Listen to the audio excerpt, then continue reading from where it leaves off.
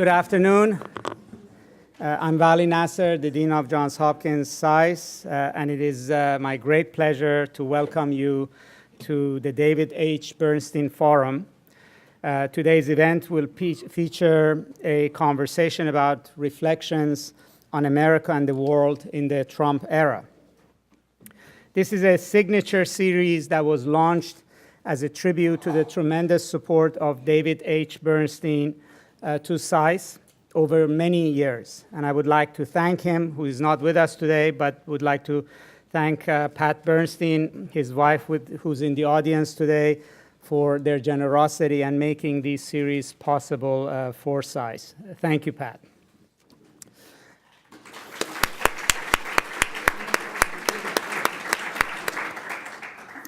So it's my great pleasure to welcome our speaker, Jeffrey Goldberg, to SAIS. Jeffrey is a good friend and a colleague and one of the most astute minds on foreign policy issues and a leader in journalism today.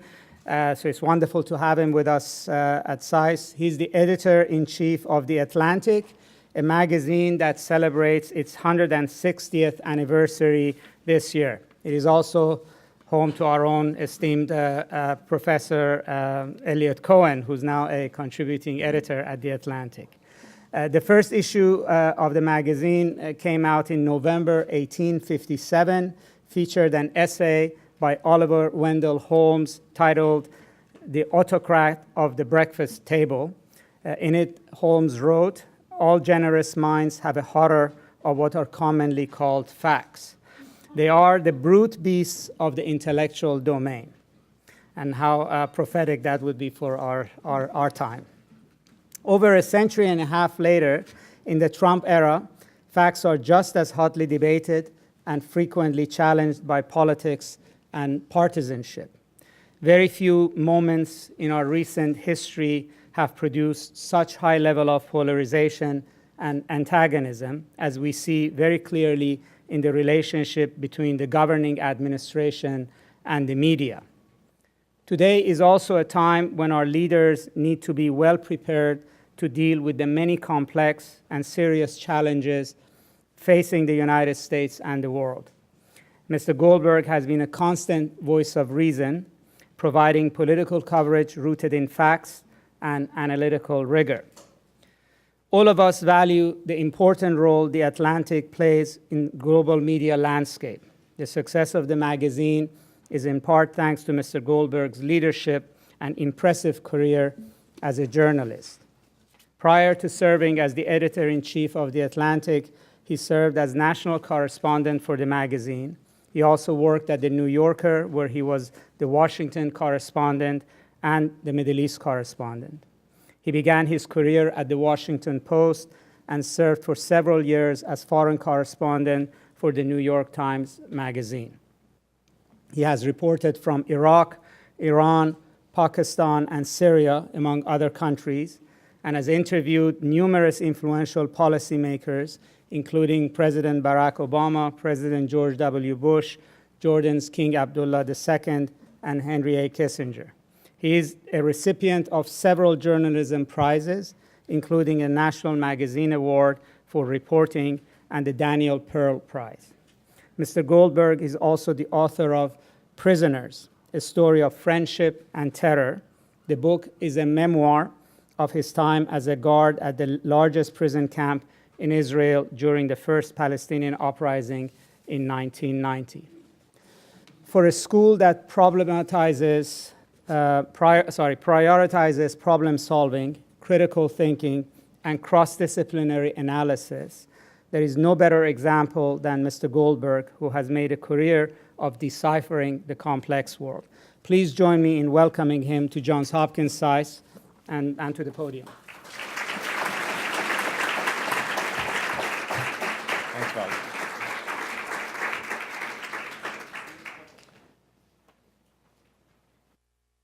Jeff, welcome to SAIS. Thank you. Great to have you here. Thanks. When I was thinking about how to start our conversation today, there's so many different things came to mind. So I thought... Why don't you problematize some priorities?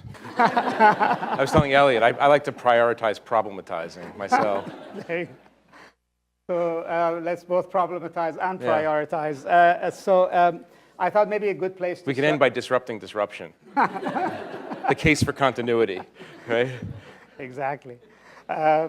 So let's start with the president's Asia trip. I know the magazine covered it. There was a lot of back and forth, and it was obviously another furtive context for a clash between the administration and the media. And I guess it was also an important foreign policy statement by the administration. How do you see it? How should we look at it? I mean, you know the answer, I think, but I'll take a stab at it. It seemed in some ways like a goodbye tour of Asia.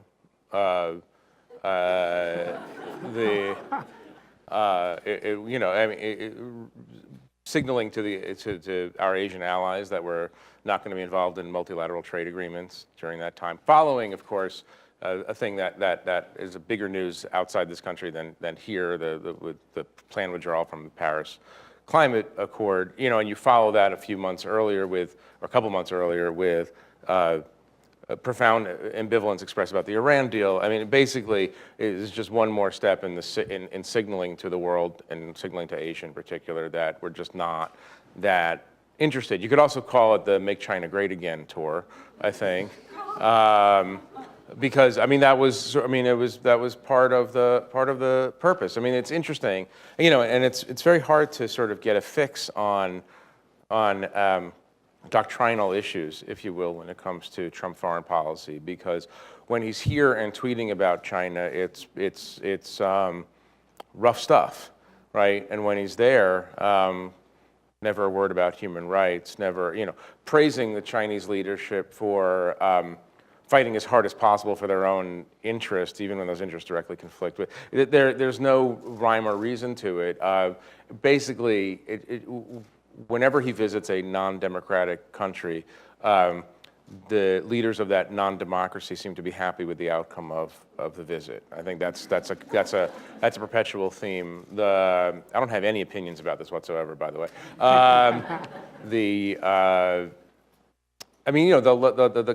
What's a real lasting consequence? Real lasting consequence is that for all the flaws of the so-called Obama pivot to Asia, there was a semi-concerted attempt to buttress the large number of nations on China's periphery, on the rims of China, and the United States was some degree in the driver's seat there. There were a lot of countries that felt that the U.S. was a benevolent counterbalance to rapid Chinese expansion, and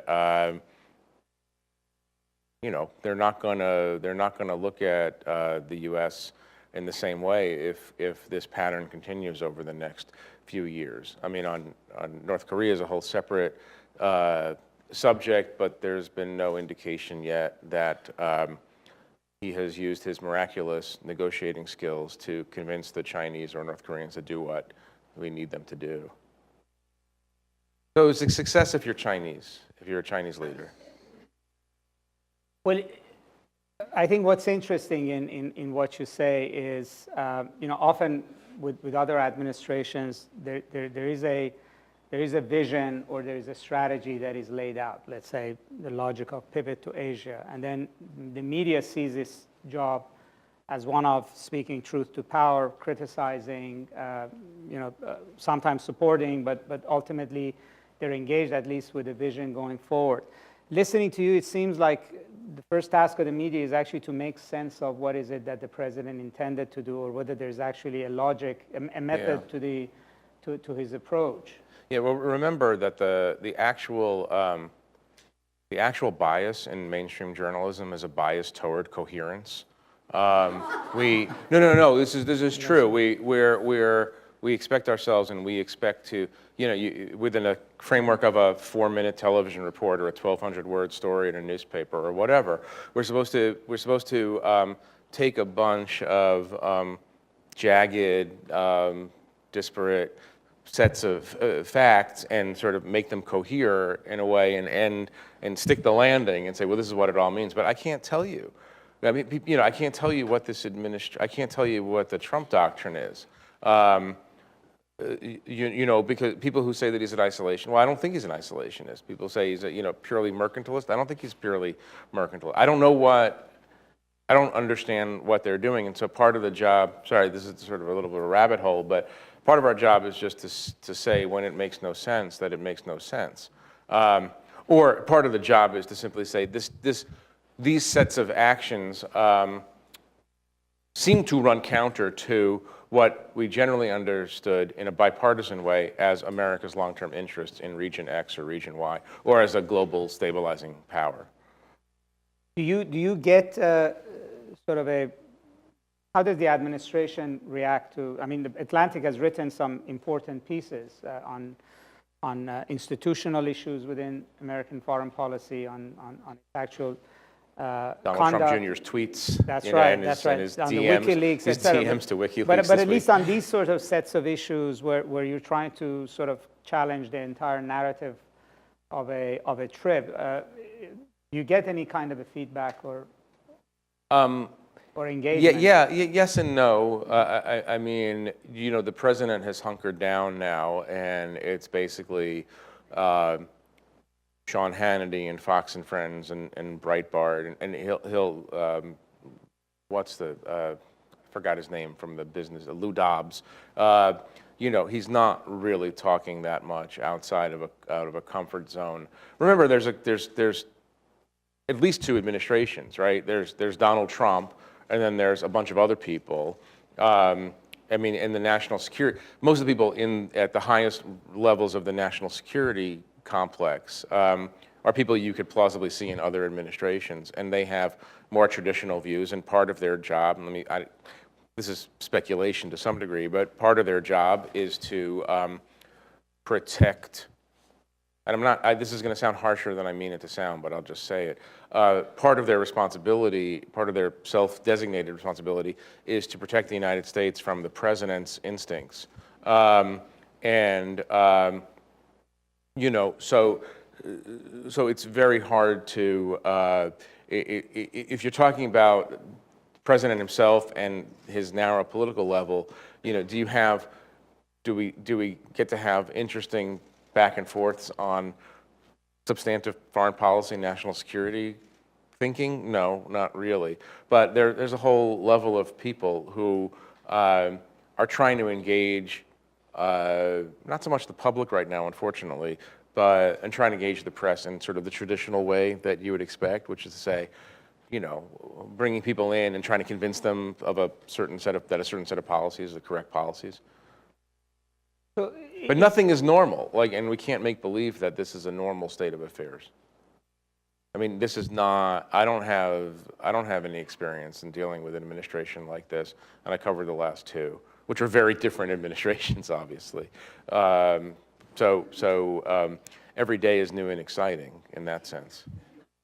Well, so at one level, I think one can think that there's a lot more interest in and influence in media outlets like the Atlantic. That probably your readership is huge. Is huge. Thanks, Trump. Well, that, exactly. No. It's an interesting point. I mean, we should talk about that because it's well, really that's actually amazing. what I wanted to ask. What does it mean for we arrived at the age of Trump with a view that journalism was on the decline, both in terms of the business and economics of journalism, but also in terms of perhaps their influence on ideas formation.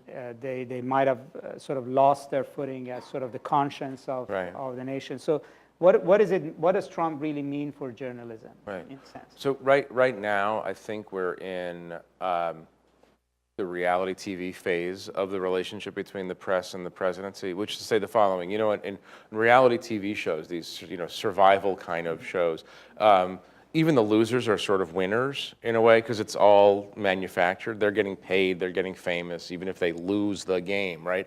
And so far, we're in we're in something of a win-win situation. Trump gets to use the mainstream media as a whipping boy to mobilize, keep his base mobilized, right? And he does that very effectively. I mean, comically from maybe the standpoint of the mainstream media itself. And what do we get? We get attention. We get a public, or a large sector of the public, that's really engaged, and that that manifests itself in concrete ways. For us, we're I don't want to give an exact. It's roughly 80 to 90,000 new subscribers this year to a print magazine. Remember, print was supposed to be dead 10 years ago. Our web audience is enormous. It's hovering in the 35 to 40 million range of unique visitors, individuals, a month now. Partially that's because of Elliot Cohen, but it's not the only it's not the only cause. So everyone's benefiting. My fear, obviously, is that and see Trump. I think Trump knows that it's a reality TV show, and he's cynically manipulating sentiment against the press in order to buttress his own standing with the people he needs to in order to keep the Republican Party in line. The danger comes when someone hears Trump talk about CNN or the media and decides to take matters into his own hands, which is to say, I do worry about physical violence against journalists. That's when it ceases to become amusing and it ceases to become a win-win situation. And I think that's perfectly plausible to assume that when you say that the press is the enemy of the American people and you repeat ideas like this over and over again, someone's going to get the message. What do you do with an enemy of the American people? And so that's where the danger comes. But no, we have a terrifically engaged, not only national but global audience. I was just in Paris and London, and where the Atlantic is expanding into, we're doing some expansion into Europe. So I was doing focus groups actually with readers in London and Paris, and the demand for news about the Trump administration and America's role in the world is enormous. It's enormous right now. If we return to a more norm-following presidency after this presidency, the business side of a lot of mainstream media organizations are going to miss this moment. But, this is capitalism. I'm sorry. I just hate to, Right. Well, now let me also turn to a couple of other areas in the world, which also reflects on where the administration is going and what might be the impact. So you did this important interviews with President Obama. That particularly the last one that laid out his vision for the Middle East and where Middle East ought to be going, and particularly it was very influential in the region when he told, for instance, the Saudis that they ought to find a way to share the region with Iran, and many read it essentially as an articulation of what is now roughly was seen as strategic fact at that point in time. And now we've come to the Trump administration, and it seems like the entirety of the Obama approach to the region and what he saw as sort of the writing on the wall that the Middle East is less important, has to take care of its own affairs. Right. Saudi Arabia has to figure out its own security. All of it has sort of been thrown out. And we're seeing a very different set of relationships in the region. So I wonder, having had that opportunity and having, done that interview with President Obama, how do you sort of read U.S.'s relationship with Saudi Arabia, the way things are going? Right. Well, I mean, this is the bipolar quality of American policymaking, right? This is why we in our self-conception, we like to think of ourselves as a steadfast ally, but every 4 years or 8 years or so, we toggle pretty dramatically between extremes, and trying to keep the pendulum from swinging too wildly is a worthy goal of the think tank industrial complex up and down this street. It's not listened to in the way that maybe it once was. If the tragedy of the Bush administration was overreaction to a set of events that happened and emanated from the Middle East, the greater Middle East, then the tragedy of the Obama administration might be one day understood as a set of underreactions to the Middle East. There's a number of interesting things to unpack here. Let me just do one to start, which is I had the opportunity, which is a rare opportunity, and I'm very grateful I had it, to watch in real time and very up close a president change his thinking about an important foreign policy, national security issue. He came into office. It's Obama. Obama, yeah. He came into office. Obviously, every presidency is a reaction to the previous presidency, so he was going to rip up what George W. Bush did. So he goes to Cairo and he gives this speech. Much of it has to do with the Israeli-Palestinian dispute. It turns out that that speech was overcome by events. People in the Middle East, in the Arab Middle East, were not so much concerned about Israel and the Palestinians as they were about the poor quality of their own leadership. But he comes in and he's on a sort of an arc, an optimism arc, right? He thinks he can reset relations, and then the Arab Spring comes, and for about 12 minutes, it seems like the Arab Spring is going great. And then he gets sucked in against his will, against his desire, into Libya, and he executes that in exactly the way you would think somebody who's ambivalent would execute that, which is just enough intervention to make trouble, but not enough intervention, and certainly not enough grouping together of the allies to make Libya work to the extent that it was feasible. And then he moves into this. See, the pivot to Asia was not just about recognizing the importance to Asia and the Pacific for America's economic future. It was a deep, deep desire to get away from the nihilistic swamps of the Middle East, right? He decided around 2012, 2013 that there was nothing to be done. One of the things about Obama is that, if you're critical of him, he's a fatalist. If you're not critical or less critical, he's a realist. And he said, I can't change these people. I can't fix the situation. By the way, open parenthetical, one of the ironies of the situation is that there are, in certain sectors, he was seen as anti-Israel, right? This was a major theme. In truth, he was very dyspeptic about Arabs, about Arab states and Arab leadership. And very dyspeptic about Saudi's role in the world. It goes all the way back to his experience of his idyllic childhood in Indonesia. When he returns to Indonesia, it's after Wahhabi influence has come to a place that formerly sort of was the representative of syncretistic, moderate Islam. So he becomes more and more displeased with the Middle East and sort of wants to write it off. What's interesting here, and so you like to think that from handoff from one president to another, you like to think that the previous president would instruct, even if the other president doesn't agree with him, instruct the new president, like, this is what I've learned, right? I don't know if Obama had that capacity, and I don't know if the new president has a learning curve anyway. So it's not. No, I'm serious. We haven't seen proof of that yet. I wish we could. But Trump has toggled so drastically in another direction, which is to basically subcontract out American policy to MBZ and MBS, Mohammed bin Zayed of UAE and Mohammed bin Salman in Saudi Arabia, and the Egyptians, and to some degree Bibi as well. They're happy, obviously. It's if you want to find deep levels of Trump support, go to Egypt, Israel, Saudi Arabia, UAE,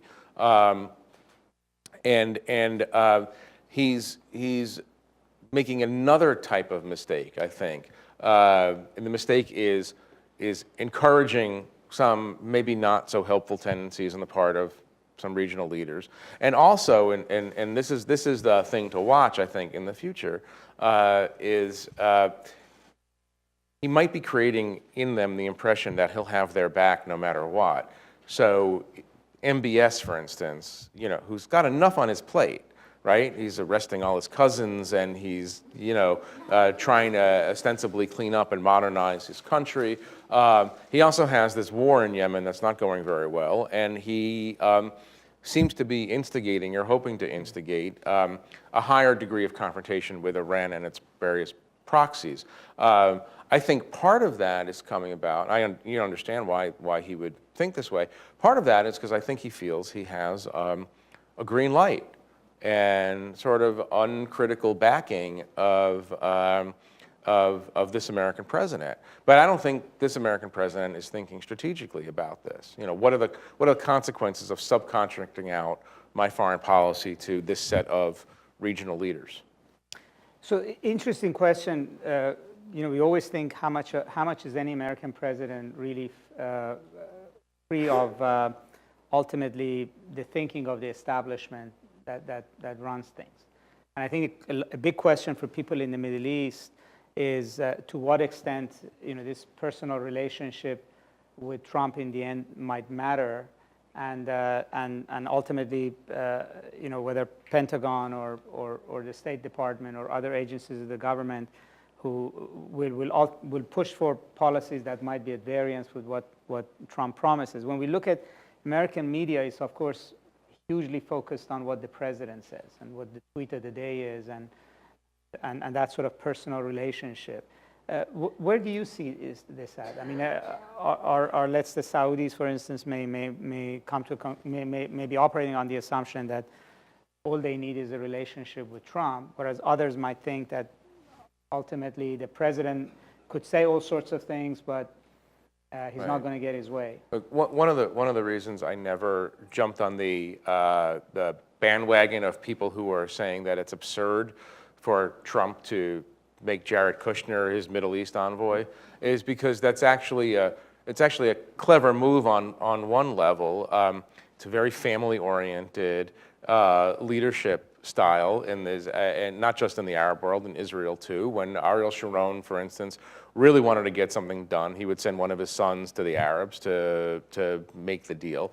And so many Arab leaders, I think, are relating to him as someone that they did not understand Obama, obviously. The cold, rational, logical, distant, sort of emotionally distant leadership style was not to their liking. Even if he had been sort of aligned with them on policy, there would not have been chemistry, no hand-holding, in the George W. Bush style. But I think they're making a huge bet. I mean, I think this is true for Netanyahu, and I think it's true for the Saudis as well. They're making this huge bet on a family, right? On family-to-family relationship, rather than, for the Israelis, it's even more profound in a way, because until the rise of Netanyahu and until the speech in Congress coming out against the Iran deal, the goal of Israeli prime ministers was to maintain broad bipartisan support. The Saudis and the Emiratis never as popular as Israel on Capitol Hill or anywhere else in America, for that matter, but they also understood that relations had to be systemic. I guess they're assuming that they can, in 3 or 7 years, in the next 3 or 7 years, reorder the relationship through Donald Trump with the entire United States in such a way as to make it irreversibly close. I don't understand it myself, because it seems like a somewhat risky bet. I mean, I'm not in the camp of people who think that Trump is not going to make it to the end of his first term. I think it's very hard to remove a president. And so I don't think that is a thing that's going to happen. But nevertheless, it's still kind of a risky bet. Well, I mean, if he gets significantly weaker, then that risk will begin to show itself. But so let me ask you. The question would be, at some point, somebody educated the family here about reality of the Middle East, and the question is, was Bibi more influential in shaping Trump's view of the Middle East, or sort of the the way in which he re-engaged with the Middle East or have the Arabs? I think it's I think it's the Saudis and the Emiratis and the other Gulf states that are doing that to a greater degree. Remember, I don't think, this is not, again, I'm trying to make this sound observational, this is not judgmental, but Donald Trump has a mercantile understanding of the world, right? I mean, this is not somebody who, not somebody who spends a lot of time grappling with the American idea and what is America's role in the world in terms of exporting democratic ideals. And there's not much idealism there. It's just business, right? And so look, obviously he came up in a milieu in New York and has a lot of people surrounding him who are hawkish on Israel politics, and he relates to Bibi in a good way. I tend to think that an Israeli prime minister who is banking on Trumpian steadfastness is probably making a mistake. And it wouldn't surprise me if that relationship soured, because there's something else that Trump does want, which is a Middle East peace deal. And if Bibi doesn't give him what he wants, there is some obvious danger there for Bibi. But no, I really think it's... I think if you don't know a lot about the Middle East and you look at it in a kind of a simple way, it doesn't say that's the wrong way, but there are and I've gotten some insight from other people in the administration about this, there are a couple of different kinds of Arabs, right? If you're looking at it a certain way. There are the Arabs who want to blow things up, and then there's the Arabs who like fancy hotels. In his worldview, it's like the Arabs with the fancy hotels in Dubai and Abu Dhabi and Riyadh and Jeddah and whatever, the ones who want to get along and do business are our natural allies, and he can relate to them Dubai in some ways is the most Trump place on earth, right? If you've been, you know what I mean. I'm thinking about that ATM machine that issues gold bars in the Emirates Palace Hotel in Abu Dhabi. Do you know that? You could buy a gold bar in an ATM. I've never done it myself. But yeah, I saw that last year or whenever it was, and I thought that's a Trump Tower. That's Trump Tower. So on the peace process, I mean, you've also know Bibi well, and you've interviewed him on a number of occasions. And how do you see this?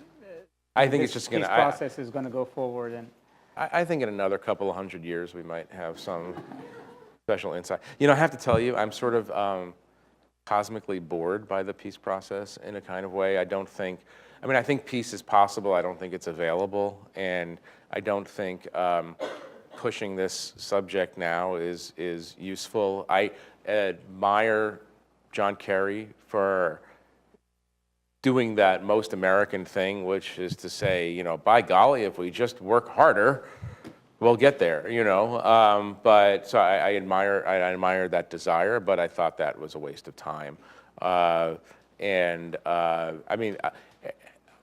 Conditions across the Middle East, in Israel and in the Palestinian territories, don't suggest to me that there's a possibility here. The one hope, obviously, it's been a hope going back for 10 years, but it's intensified now, is that the common fear and loathing of Iran and its proxies causes the Saudis to force Abu Mazen, PLO, into an agreement.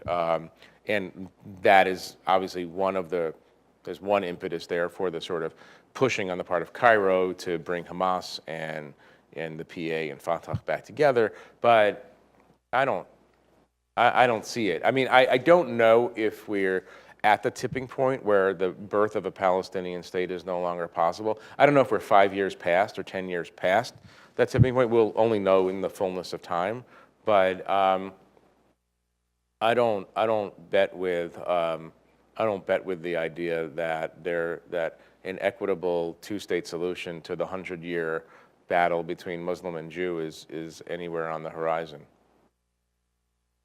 So let me shift back to sort of the domestic scene before going to the audience. It's also a facet of the Trump era.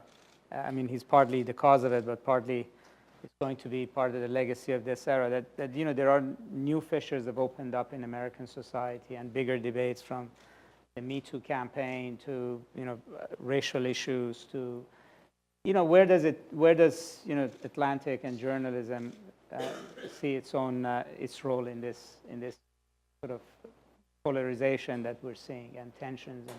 Right. It's a good question specifically to the Atlantic, because I the day after the election, actually, I got the staff together and I talked about this a little bit.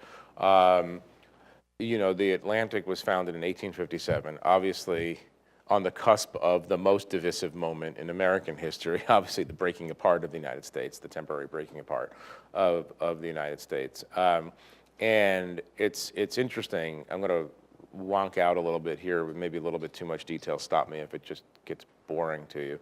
But the Atlantic's founders had two ideas. This is, by the way, this is a pretty impressive group. It was Ralph Waldo Emerson, Longfellow, Oliver Wendell Holmes, as you mentioned, Harriet Beecher Stowe, and in their opening manifesto, they're sort of, which we still keep on the wall at the Atlantic.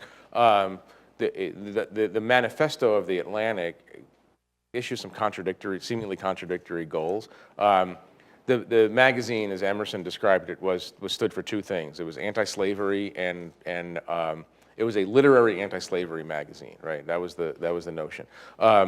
Implicit in the founding of the Atlantic was that there are some things that are beyond debate, right? The abolitionist cause, for instance. But the founders also said that the Atlantic should be the vehicle for the discussion and dissemination of the American idea, but then they didn't define the American idea, which I almost feel like that was sort of planted there for future editors to sort of say, what does this mean? Like, what are we supposed to do here? So what I told our staff and what I sort of tried to signal through the Atlantic, the website, everything, every day, is that I want the Atlantic to be the place where people come to debate and discuss and illuminate the American idea today, with the goal of, to the extent that we can have this as a goal, decreasing the fractiousness, right? Prevention of the next civil war. You know, one of the problems in journalism today is that most people are hunkering down in their corners. You know, I mean, this came up a day or two after the election. You know, this question of, do we join what became known as the resistance? A lot of publications just threw themselves into that wholeheartedly, and I said, no, we're not in the resist. We're not aligned with anything, right? I mean, we're aligned with, I don't want to sound pretentious here, but Enlightenment values that there's observable truth and that you should report that truth as best as possible, right? Which is why I want the Atlantic to be the big tent where some very basic questions about what America is supposed to be, how it's supposed to relate to the rest of the world, also, by the way, where this is debated and discussed. It doesn't mean that, I mean, if you read the Atlantic on any given day, that you're going to feel like this is pretty critical of the Trump administration, but I think we do that on the merits. I think that actually happens on the merits. So that's a little bit of the way, you know, we think about what we're supposed to be doing right now. The other question that comes up, of course, to every editor in America is, how do you reach the people who seem to be beyond the sway of what we would call, you know, the fact-based community? I don't have an answer for that. I wish there was some silver bullet that says that could go to the 35 or 40% of the country that has, to some degree, written off the MSM and the values that the MSM represents. The only thing we can do is double down on extremely vigorous reporting about observable reality, and while trying not to be condescending toward people who have a different worldview. Condescension directed at Donald J. Trump Jr. is one thing. Condescension directed at people who voted for Trump is another, and that's something that I like to err on the side of earnestness rather than condescension when we're talking. How do you parse that? you think, how does the Atlantic parse? How do we parse? Separating, as you said, condescension towards. Well, I mean, condescension is just something you have to check against, and snark is something you have to check against. Look, I mean, there are, and also to think of Trump voters, 60 million people, as some unvariegated mass is sort of absurd, right? There are people who voted for Trump for all kinds of different reasons. There are a bunch of very cynical people who quote, should know better, who did what they did for careerist reasons. There obviously is a whole bunch of racists who voted for Trump as a kind of racial backlash vote. But I think all the time about the would-be or former or ex or however you want to frame it, coal miner in West Virginia or Kentucky or Pennsylvania who's been promised a job by this president, and who we know, because we observe reality correctly, is not going to get a job. Because even if coal exploded, we have robotics, we have technology. We're not going to create hundreds of thousands of new coal mining jobs. I try to think about that's a whole community and representative of a larger community of people who were failed by mainstream politics in America over the last 10, 20, 30, whatever number of years. And I don't want to be in a position where I'm ever seen or understood to be condescending to people who are desperate. I mean, have an opioid epidemic in their towns. The jobs have disappeared. On a personal level, I have a high degree of resentment toward politicians who promise things that can't be delivered to people who are in desperate need of something. By the way, this is the ultimate argument for the triumph of the truth in time. You would like to think that 2 or 3 or 4 years from now, that would-be coal miner is going to look around and say, well, I don't have a coal mining job, and this guy promised me a coal mining job, and then he'll make decisions make his civic decisions, his voting decisions based on that reality. I don't know if that's going to be the case, because there's a whole cultural overlay that is more powerful sometimes than the economic rationale. Let's hear from our audience. First here. Also, please introduce yourself. Brogan Inkstead, current student here at SAIS. Obviously a lot of noise in the current political environment that just it's hard to kind of seep through. I'm wondering what you think are some of the more underreported issues that are kind of concern to you from where you sit at the Atlantic.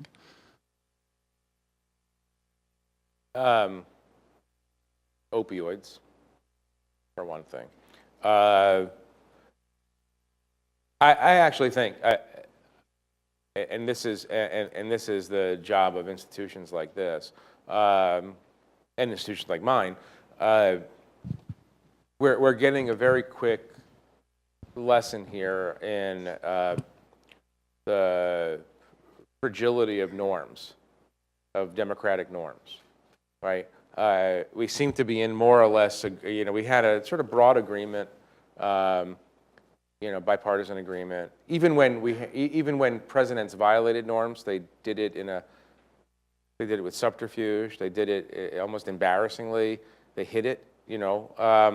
Hypocrisy has certain values, right? There's a certain value to hypocrisy. I think we have to.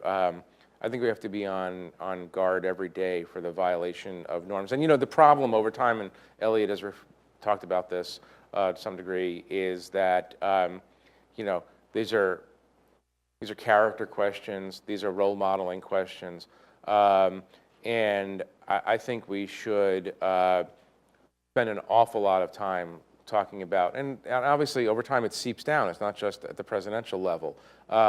When a president gives license to people to behave in certain ways, they start behaving in certain ways. Civilization, this is not a surprise to people who've grown up in totalitarian societies, but Civilization is a pretty thin film. The guy I always think about, it's actually interesting, the guy I always think about, well, there's two in this case. I think one of the most consequential things that happened in this presidency was the Boy Scout Jamboree speech. Because, we all know teenage boys. You can get teenage boys to, go rebuild a nursing home. You can get them to be Lord of the Flies. You can do whatever you want with teenage boys, right? And so a president goes in front of 10 or 15,000 Boy Scouts at a jamboree and doesn't behave well. Just doesn't behave well. And we have models, George W. Bush and Barack Obama being the two most recent, of people who've gone in front of the Boy Scouts and exhorted them toward hard work and tolerance and pluralism and all the things that you would expect a president to lecture them on. Donald Trump behaved in a very bad way. And what the person that's interesting to me in the drama is not Donald Trump, because Donald Trump was just Donald Trump in that circumstance. But there was the National Scout man, I don't know, the leader of the Boy Scouts who was standing next to him and introduced him. And that was a moment, I thought, watching that was a moment where I thought, here's a guy who can just take the mic, because it's his jamboree, take the mic and say, kids, Boy Scout, whatever you say to 15,000 Boy Scouts, I don't want to say we have respect for the office of the presidency and we respect the will of the voters, but the things that you're hearing from the president are not our values. That would have been a moment. And that was his responsibility. I don't know the guy. I'm not meaning to oppress him. And obviously, the President of the United States is sitting right there. You don't do the things that you think you should do sometimes. The second one in that, sorry, I didn't mean to go on a speech about the Boy Scouts. The second person in there who is more culpable, I think, is Rex Tillerson, who was the national leader of the Boy Scouts and certainly knows better and knows what the Boy Scouts stand for and could have said something to the Boy Scouts after that speech and said, that was an entertaining presentation by the president, but I just want to remind you that we stand for X, Y, and Z. And that's how norms fall apart. It's like we're all the guardrails of the norms. Like, you lower yourself when you lower those guardrails. So let's hear and then we'll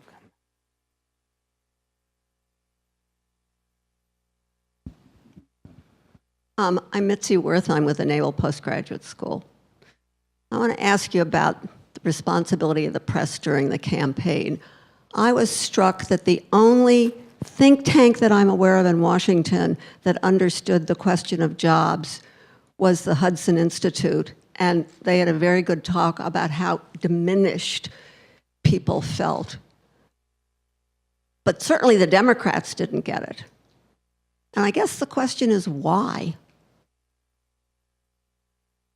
Is this a problem? Is this a problem of being bicoastal and just not being? Yeah, it's a problem of being stupid. It's a problem of being whatever. No, it's a problem of we don't know what's going on and we only have limited insight into the future.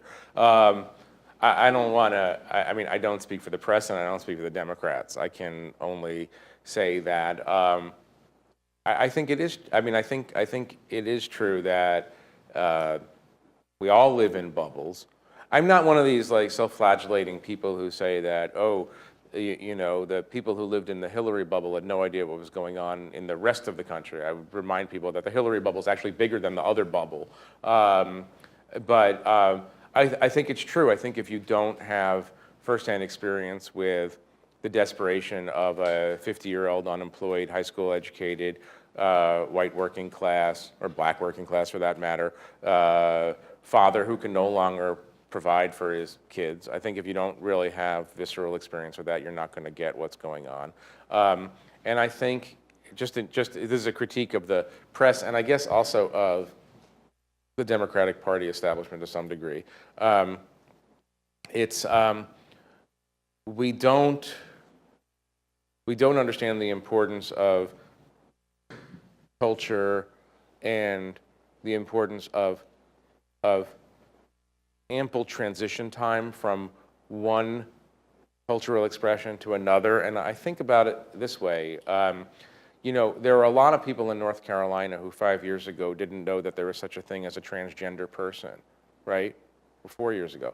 And 3 years ago, they're told that they're bigots for not wanting transgender people. These people they never even knew existed can't use, they don't want them in their bathroom or whatever. There's two ways of dealing with that, right? There's the condemnatory way of saying you're being prejudiced against and transphobic and this and that. And there's the other one of saying human beings need time to adjust to new realities. And if you maybe don't sit in judgment quite so much, but sort of try to understand and educate in going back to this theme of condescension, coastal condescension, or whatever you want to call it. Maybe there's something there of relating to people as complicated. You know, that would probably be an interesting lesson for the press. At the same time, you fight prejudice. You know, at the same time, you have no choice but to fight against various prejudices. That gentleman.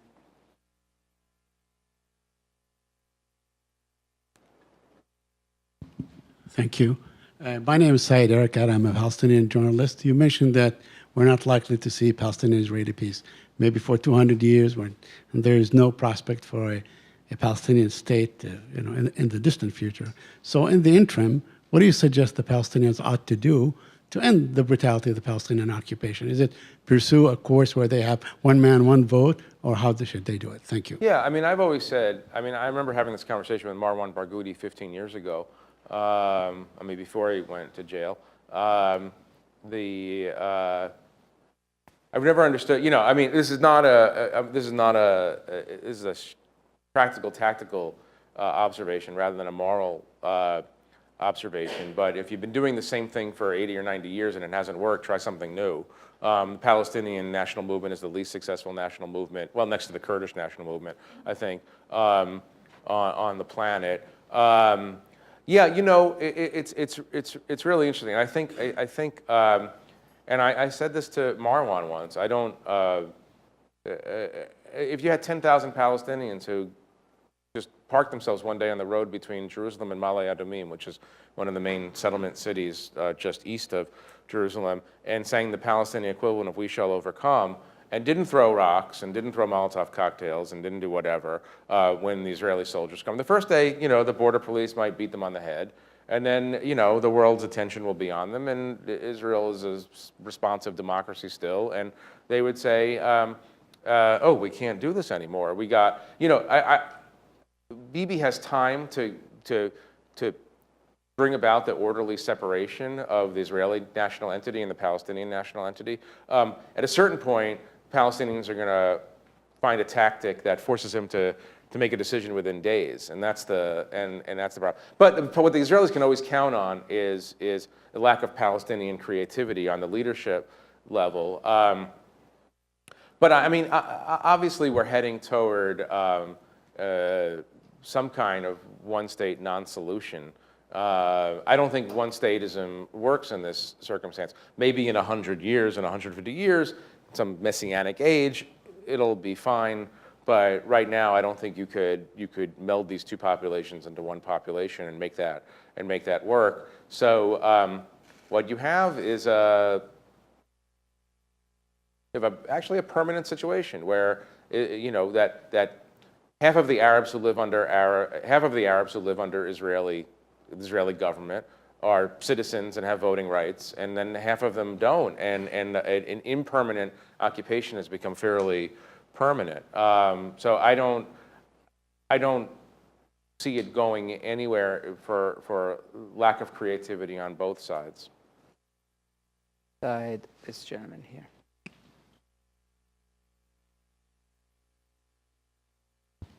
Hi.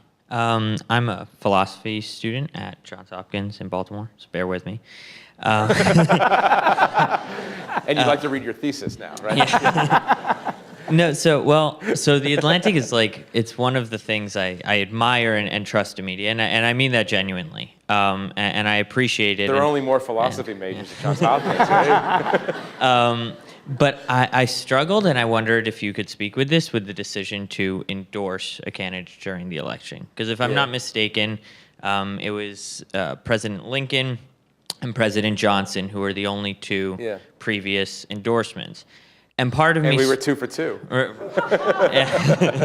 And part of me struggles with the idea that, okay, well, now we're saying that this is the line, that this isn't right. And then the other one is the social and economic questions. Okay, well, if we're silent, then we're complicit. You know, I imagine I had friends who said such things, and also the economic aspect. If we're in every other paper did it, and if we were to not do it, where do we fall? And so I wondered if you could speak to this. And I trust it was as difficult a decision as, you know.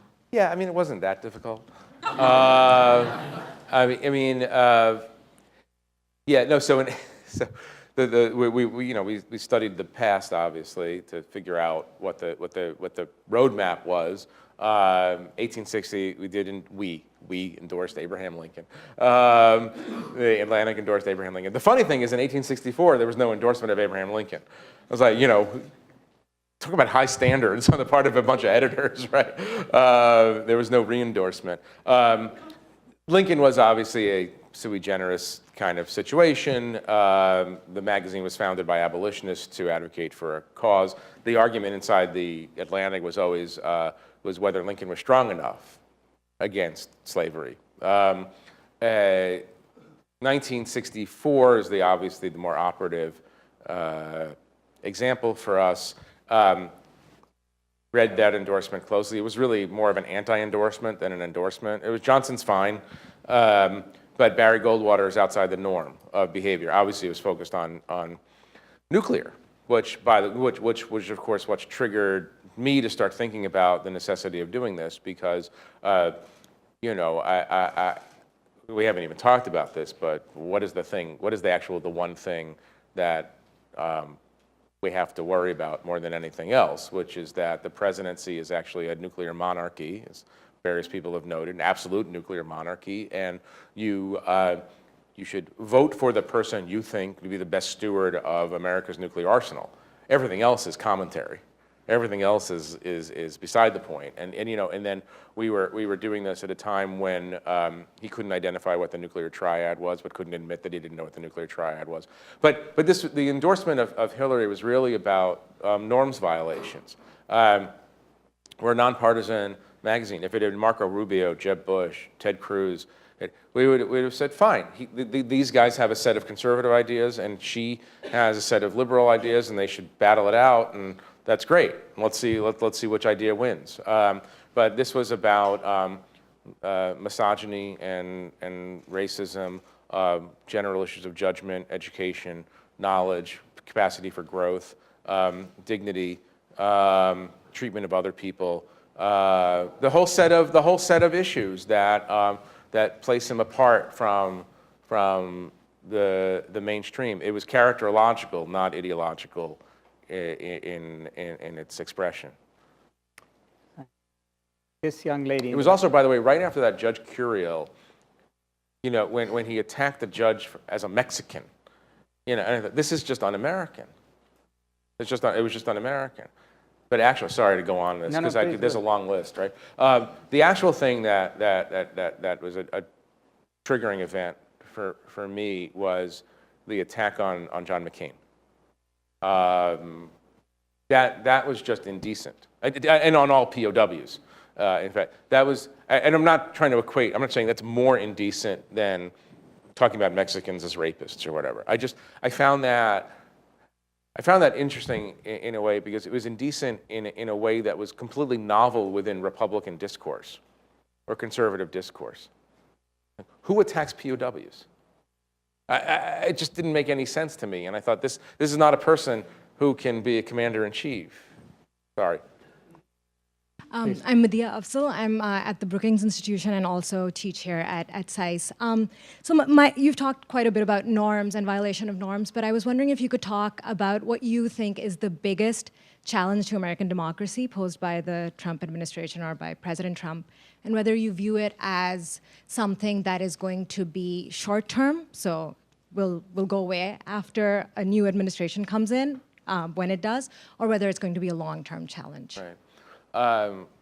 Very quickly, so we had a cover a couple months ago on we called it the Trump presidency, a damage report, and it featured an article by Eliot on foreign policy ramifications, by Jack Goldsmith from Harvard on sort of norms and institutions, and this is, by the way, an example of Trump as a uniter, not a divider. And the third piece was by Ta-Nehisi Coates on race. And it's probably the first time that Eliot Cohen and Ta-Nehisi Coates have shared, and the last time, shared a set of positions. But Jack's argument in this case, which I think is smart, is I think we've seen institutions be resilient. And you know, and to be fair to the Trump administration, when a judge says no, you can't do X or Y on the travel ban, they follow the ruling of the judge. So I think institutions are resilient. I don't, and I would ask you this question because I don't understand. I actually find it incomprehensible. I don't understand what's happening in the State Department. I find his decision his seemingly desire to dismantle the State Department odd. And so one of the long-term threats is if you can slowly dismantle the permanent government, or what people on the far right would call the deep state, right? You can drive the best diplomats out of the State Department. You could drive the best scientists out of the EPA or the FDA or the CDC, right?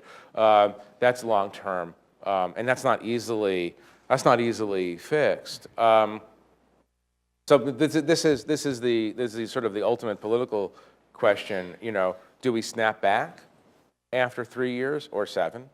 If it's 7, it's probably harder because that means that the country has ratified Donald Trump again. Do we snap back, or have we opened a kind of Pandora's box where the next, let's say, more normative set of candidates say to themselves, you know what, Donald Trump didn't release his tax returns and he got to be president, so I'm just not going to release my tax returns. I'm not going to follow these unwritten rules of candidate behavior. So your question is a completely open one at this point. I'd like to think that democratic habits are ingrained, transparency, anti-corruption habits are ingrained, but they're not as ingrained as I thought they were. Can you answer that question, by the way? What is Rex Tillerson doing at the State Department? Well, I mean, Elliot wrote about this. I think, you know, it's interesting to think about it as two separate set of institutions. There are institutions that protect democracy. So let's say the judicial system, Congress, et cetera, that checks and balances. They may have shown resilience. And then there are institutions that actually do the job of the government. And they are actually being battered. And there are very few places we're paying attention to that. I think Elliot's piece was very important. I think Secretary Tillerson's greatest skill is that he's a facilitator in singularly destroying an important instrument of American power and American government. Because to your point, you know, there are a few world leaders who can have access to Jared Kushner and President Trump and try to conduct their foreign policy. For the other 150 countries, they don't have that facility. They work through the State Department, and if the State Department is absent, right, essentially these relationships begin to fall apart. I mean, just a quick anecdote. I mean, when the Kurdish referendum was happening, which is now has become a very big issue in the region, the State Department was completely absent in the entire sort of run-up to this issue. And apparently, the one time Secretary Tillerson actually called Masoud Barzani. He hadn't been properly briefed about what was on the table, largely because there's nobody to brief him, or he doesn't talk to his people. So, I don't know how quickly we can bounce back. I think that no, you can't. You almost axiomatically can't bounce back. If your most experienced diplomats leave, you can't. That's a decade. That's 2 decades. I don't. That's the long term. Well, I mean, in military terms, is to say that if you got rid of 2/3 of your generals, 1/3 of your colonels, majors, et cetera, what does it do to actually your really it's about decimating the captain and major. Right. You know, that's where it's right. Exactly long term. Exactly. Here in the front, and then we'll go to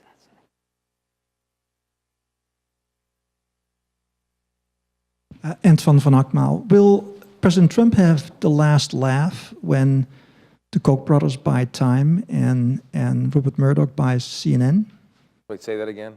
Would President Trump have the last laugh when Rupert Murdoch buys CNN and the Koch brothers buy Time? No.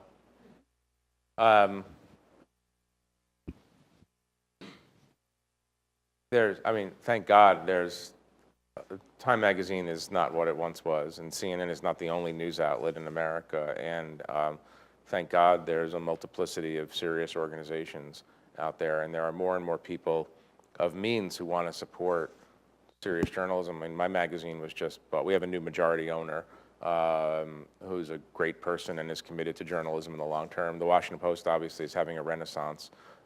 because I don't think he'll have the last tweet, but he won't have the last laugh. Very good. Over here.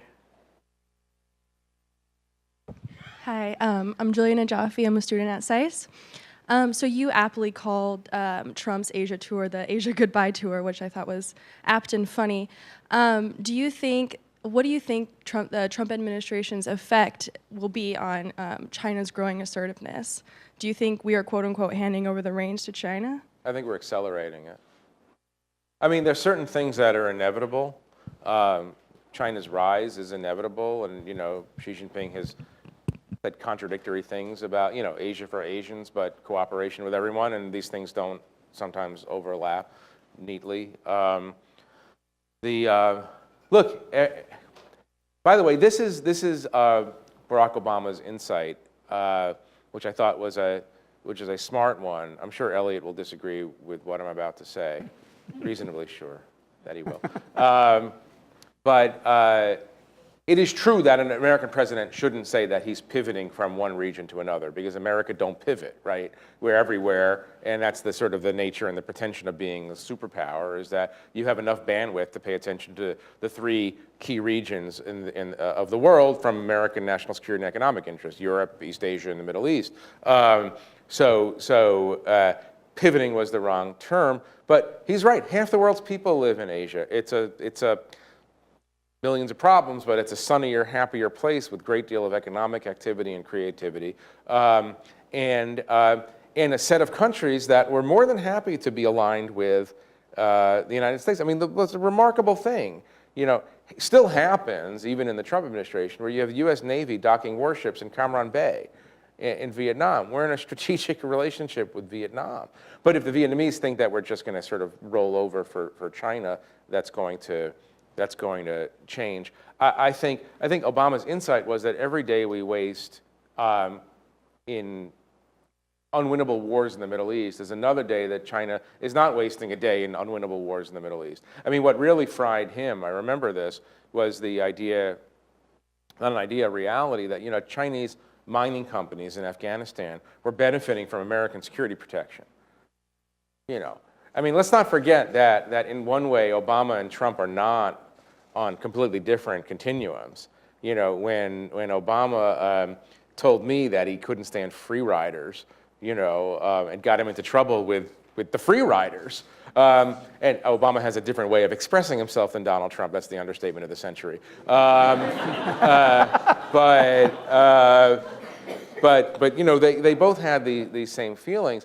I think Barack Obama, he might have been ineffective in managing China's rise, but he was cognizant of the fact that managing China's rise is a worthy foreign policy goal or target.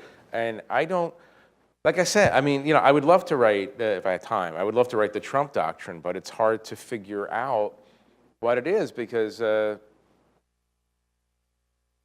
me stop there. I'll just stop there. Excellent. First. Daniel Sir, a professor here at Johns Hopkins SAIS. I wonder if we a member of the Atlantic family. Yes, a son.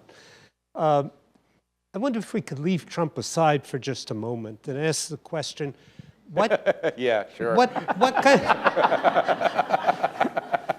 kind of threat does Iran represent, and what's an appropriate response? And what kind of threat does North Korea represent, and what's an appropriate response? I mean, you know as much as I do, or more than I do, and Vali knows more than I do on that. I mean, North Korea is the thing to worry about more than Iran, for obvious reason. One is not nuclear, one is. I've always been interested in again, I'm sorry to keep leaning on this, but having the opportunity of interviewing Obama at very regular intervals and seeing change. In 2007, when he was running, he told me that Iran and North Korea were beyond the pale, couldn't understand them, couldn't manage them, just had to confront and somehow. He shifted his thinking, obviously, on one of those countries, but he didn't shift on the other. And I think he was probably too sanguine on Iranian intentions, but he had North Korea figured out. look, I mean, obviously we all know that we're going to live with North Korea being a nuclear weapon state, right, in some manner or form, because the consequences are catastrophic for a direct military confrontation. Iran, I mean, I'm, you know, personally, I'm more in the Jim Mattis camp than in the Barack Obama camp on Iran. I mean, I don't think of Saudi Arabia as a benevolent ally of the United States, but it's a non-revolutionary fundamentalist state, although it may be changing slowly away from the sort of the fundamentalist approach that has caused so much instability across the Muslim world through the exportation of extremist ideology. Iran remains an expansionist, I think, revolutionary state. And I worry about, first of all, you know, I worry about any country that seeks the eradication of another UN member state, and that is the official Iranian line on Israel, and it works toward that by arming Israel's most effective adversary, Hezbollah, and I worry about its malign intent across the region. I also think that Obama has a point when he said, and you quoted this, you know, that Saudi Arabia and the Sunnis are going to have to learn how to share. Probably the share was probably not the right word. I mean, it's a sort of, I can understand why that would trigger a Gulf leader, but he's probably not wrong in saying you have to deal with the reality that Iran is a major country, it's a major player in the region, and has a set of grievances, it has a set of worries, and working to the degree that one can work with them to stabilize the Gulf region is probably smart, but I think that the IRGC is a malevolent force in the region. And this lady in the front here.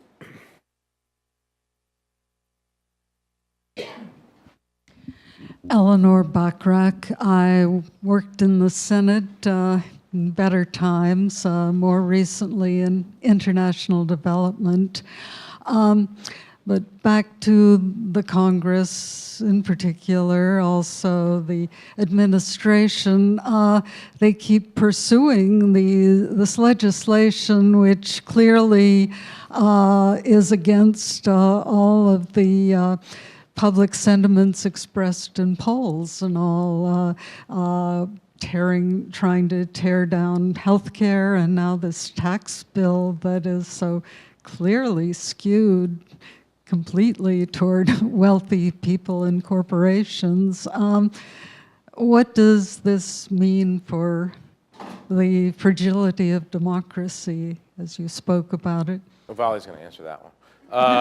Well, I don't know what it means for fragility of democracy. The one thing that I would note about this administration is that it's not very effective at getting what it says it wants. The unkind version I heard from someone, I can't remember where I heard this, was malevolence tempered by incompetence. No, it's interesting, right? Because a Republican president comes in on a platform of repealing Obamacare and has both houses of Congress with him, and then doesn't manage to get Obamacare repealed. It says it betrays a lack of political skill. But I don't know what it. I mean, to me, that's not the rubric. Is not the fragility of democracy. That's a Republican platform running up against a Democratic platform. That's what we have. We have tussles over taxes, and we have tussles over health care. I don't refract that through the prism of whether that's dangerous for democracy. I mean, the thing, going back to this point about the Atlantic, just to make that point again, ideological fights are great. Let the better idea win. You know, I want the best conservative. I want to listen to the best conservative ideas going up against the best liberal ideas and the best libertarian ideas. And I'm not going to subcontract out my thinking to a party. I want to hear that. And the issue with this administration is that there's no fixed ideology. That it's not really a Republican. I mean, you don't have to be Jeb Bush to think this. That this is not republicanism. Maybe this here.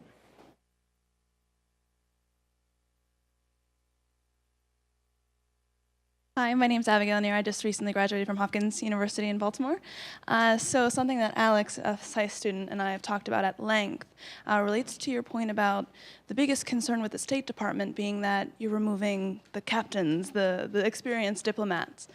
But we actually think there's a bigger problem, and it's the fact that government positions, be it the State Department, being in Congress, whatever, it's not really attracting the best and brightest students anymore. That's kind of leaning more towards the private sector, whether that be for compensation reasons, for prestige, whatever it may be. But do you think that could be a greater, long-lasting threat to our democracy? Is that true now, or you think that's been true for years? I think more so now. Okay. More so now, maybe the last decade. Yeah, I mean, I would just echo what Vali said, which is that yeah, you're right. Your bifurcation is exactly right. You know, there are institutions that defend democracy, like the judiciary, which are holding the line. But what you can do is you could deteriorate over time parts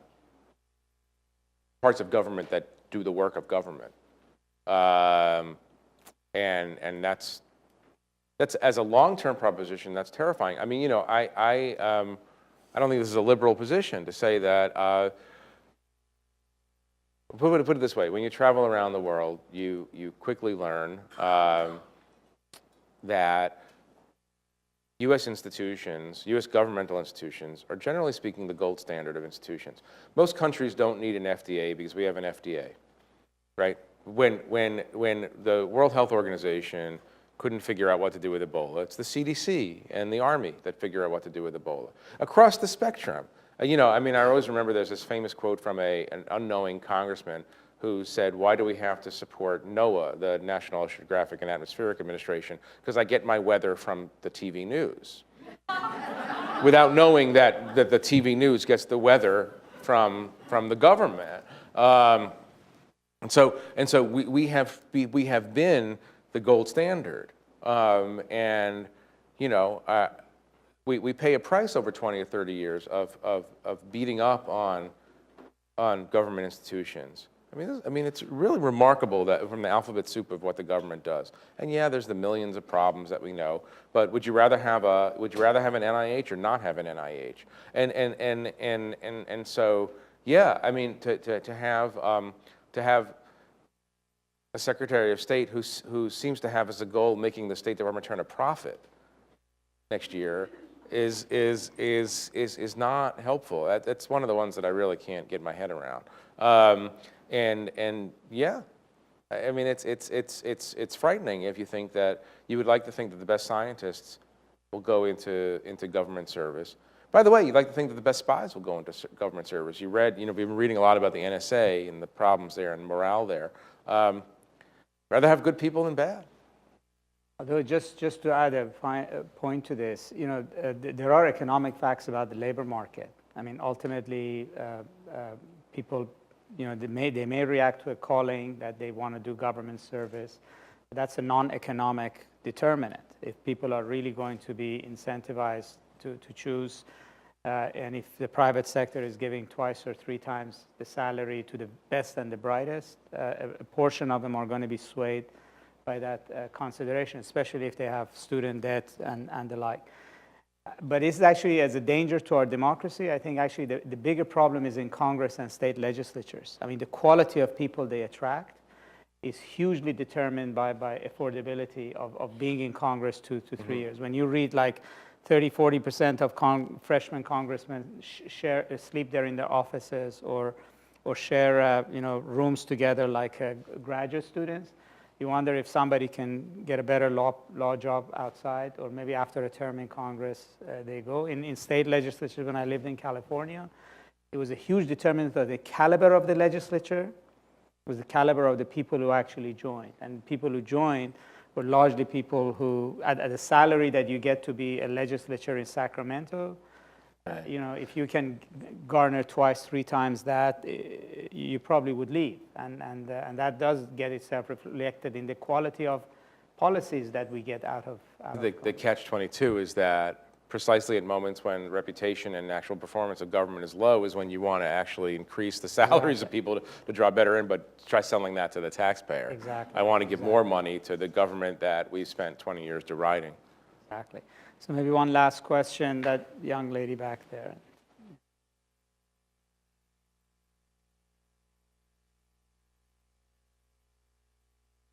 Hi, I'm Sahar Khan. I'm at the Cato Institute.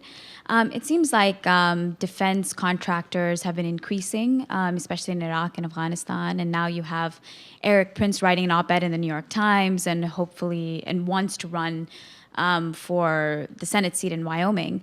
So it concerns me a little, the role of private military security companies in conducting war.